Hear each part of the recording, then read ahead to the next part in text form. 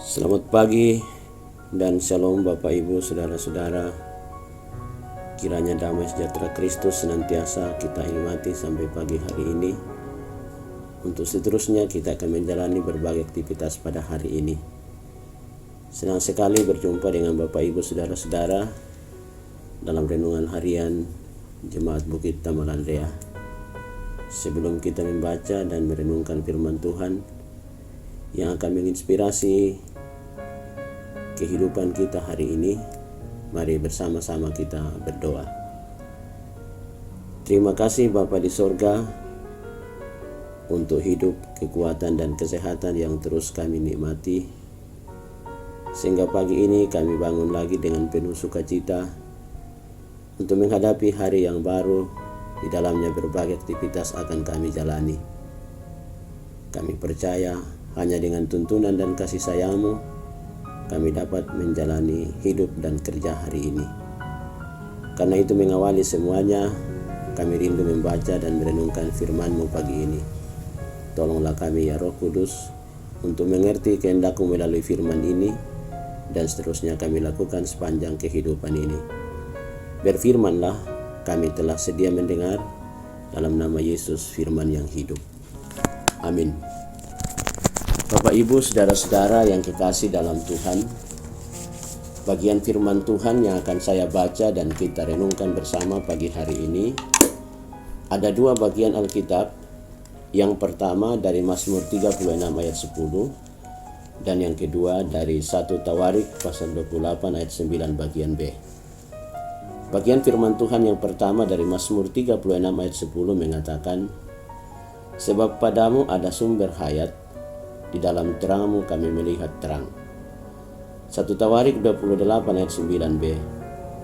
Jika engkau mencari Dia, maka Ia berkenan ditemui olehmu.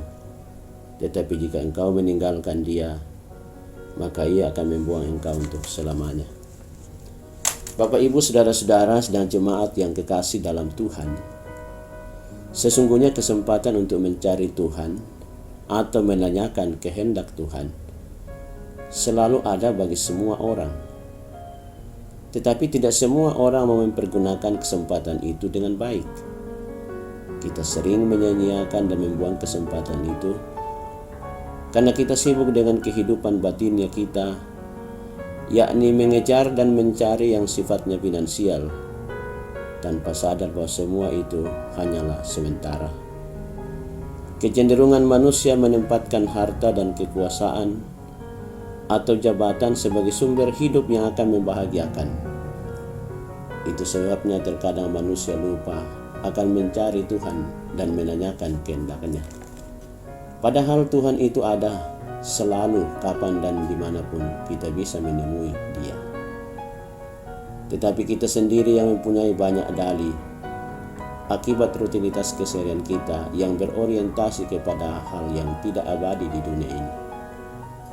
Itu sebabnya firman Tuhan mengatakan, karena itu selagi hari masih siang, apalagi hari-hari ini adalah jahat, pergunakanlah waktu yang ada sebaik mungkin, sebab akan datang malam di mana tidak ada seorang pun yang dapat bekerja.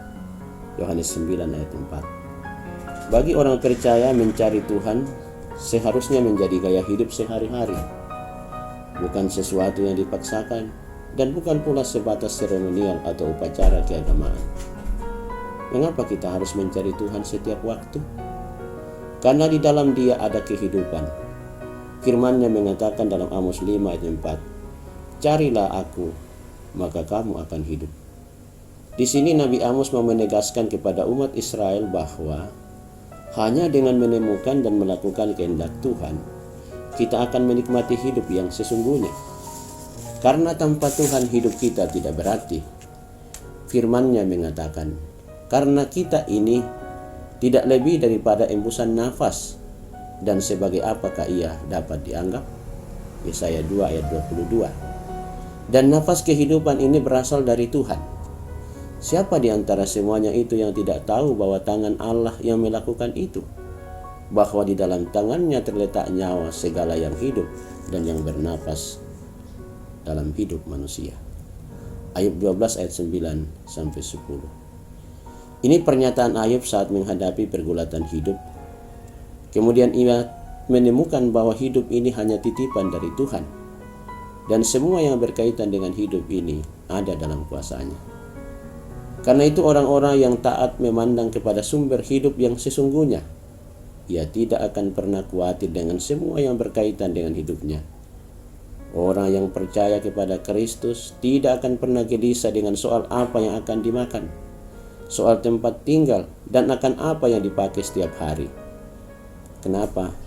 Karena hidupnya tergantung kepada sang sumber hidup yang akan terus-menerus mengalirkan air kehidupan dalam dirinya. Yohanes 4 ayat 14. Tentu kita masih ingat bahwa Adam diberi nafas kehidupan oleh Tuhan, dan ia pun bertahan hidup. Tanpa nafas kehidupan yang diberikan Tuhan, manusia tidak lebih dari segumpal tanah yang mati dan tidak berharga. Firman-Nya mengatakan, ketika itulah Tuhan Allah yang bentuk manusia dari debu tanah dan menghembuskan nafas hidup ke dalam hidungnya. Demikianlah manusia itu menjadi makhluk yang hidup. Kejadian 2 ayat 7. Dan jikalau ia menarik kembali rohnya dan mengembalikan nafasnya padanya, maka binasalah bersama-sama segala yang hidup, dan kembalilah manusia kepada debu. Ayat 34 ayat 14-15. Dari sini jelas bahwa kita yakin Tuhan adalah sumber kehidupan semua makhluk di muka bumi ini, dan karena itu kita harus menggantungkan harapan hidup kepada-Nya, karena hanya dengan demikian kita tidak khawatir menghadapi hidup ini. Amin. Mari berdoa. Terima kasih untuk firman-Mu yang kembali meneguhkan iman kami, bahwa sumber kehidupan kami adalah Tuhan Sang Pencipta dan Pemilik hidup ini. Karena itu tidak ada alasan bagi kami untuk tidak menggantungkan harapan hidup kami kepada-Mu. Dan karena itu tuntunlah kami Tuhan untuk hidup bergantung kepada-Mu sambil menjalani kehidupan di dunia ini dengan segala tantangan dan pergumulan, dengan segala sukacita dan kebahagiaan. Tentu itulah realitas yang silih berganti kami alami, tapi bersama Tuhan pasti kami mengalami kemenangan hidup. Berkati kami dalam keluarga masing-masing, berkati dalam seluruh kegiatan kami hari ini, agar dengan tuntunan dan kasih-Mu kami dapat menjalani hidup ini dengan penuh sukacita, dan apa yang kami pikirkan dan kerjakan boleh berhasil dengan baik. Berkati kami dalam menjalani hidup ini secara khusus menghadapi virus corona. Kiranya dengan tuntunan dan kasih-Mu, kelak virus ini akan berhenti dan kami beraktivitas seperti sedia kala dengan penuh sukacita. Ini doa syukur kami pagi ini dalam nama Tuhan Yesus. Amin.